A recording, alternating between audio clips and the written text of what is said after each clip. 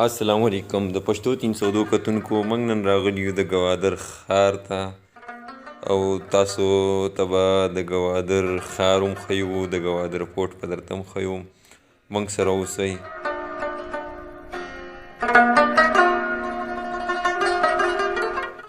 دا د ګوادر د سمندر غاړه ده چې یو ښایسته نظاره ده پکې او خلک پکنیک له راغلي دي، میان هم پکې نیسي او د مزې خبره پکې ده چې اوبه پکې داسې صفا دي چې میان پکې بالکل لاندې پورې ښه واضح ښکارېږي. نو تاسو هم راشئ او د دې ښایسته ځای نه خوندونه واخلئ.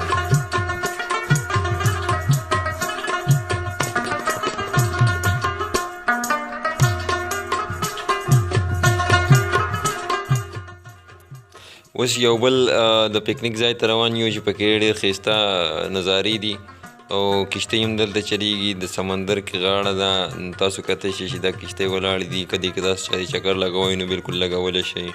معمولي غوندې کرایه یې ده او د سیکورټۍ ډېر سخت نظام دی او شناختی کارت ځان سره لازمي راوړئ. او چېرې میان نیسل غواړئ نو لکه میان هم چې که نه نو نیسلی شئ.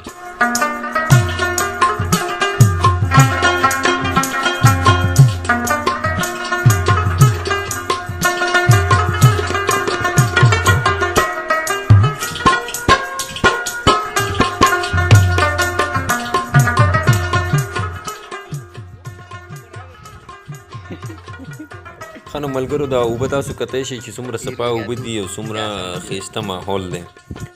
نو دا بالکل لکه اوریجنل دی، دې کې څه قسم نه چینجینګ نشته دی او دا بالکل لکه صفا سوتره منظر دی. موږ سره زموږ رواره تومنګران انورزیب لالا راسره دی او دی به پکې هم درته ښیو. نو راځئ موږ سره اوسئ.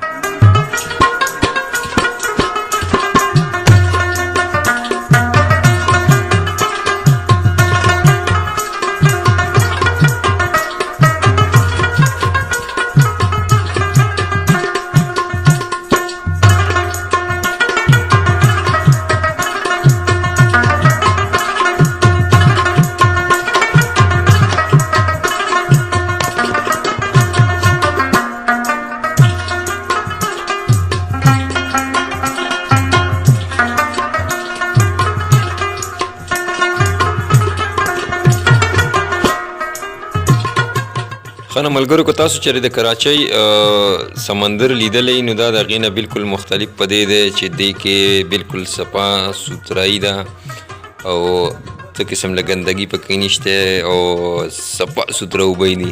تاسو ته به داسې لګي لکه چې دا اوس د ځمکې نه راوځي، لکه داسې صفا سوتره دي. نو ضرور راشئ او ضرور دا ځای انجوای کړئ.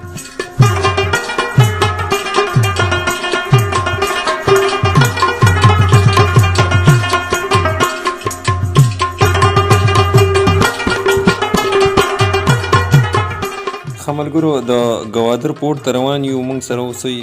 د ګوادر پورټ تاسو ته ښیو، د ګوادر چې کوم مین پوینټونه دي هغه تاسو ته ښیو. نو موږ سره اوسئ، راځئ موږ سره.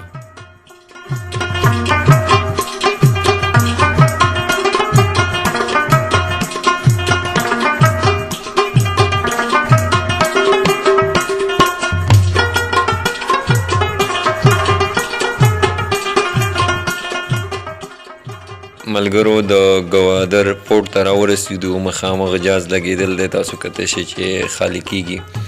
نو نږدې ځکه نشو ورته چې د سیکورټي مسله ده او لکه ډېره سخته سیکورټي ده، نو د قانون به هم لږ پابندي ساتي ځکه چې دا زموږ ملک دی او موږ خپله د دې د قانون احساس کوو نو نور خلک به اټومیټیکلي کوي. نو راځئ موږ سره